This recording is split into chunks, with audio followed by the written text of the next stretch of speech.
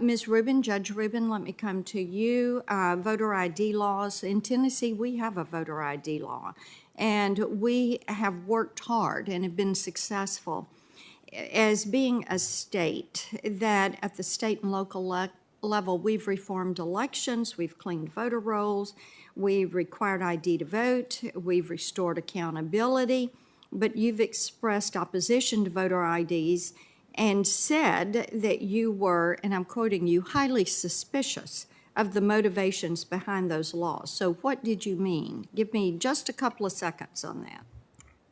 Thank you very much, Senator Blackburn. I have served for almost a decade as a circuit court trial judge in Baltimore City.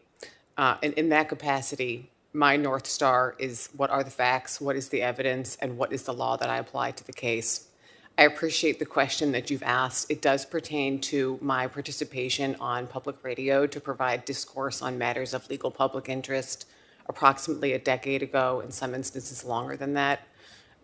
Any discussion that I may have participated in on that program was in my capacity as a private citizen and as a private lawyer. No, I didn't ask you about that. I have all of that information and where it came from. I'm asking you specifically, what did you mean by using the term that voter ID laws were highly suspicious? And you're going to be working in a courthouse. And a courthouse requires an ID to enter that courthouse. So now, are you going to be highly suspicious of having to show that ID? When I go to my grandchildren's school, I have to show an ID.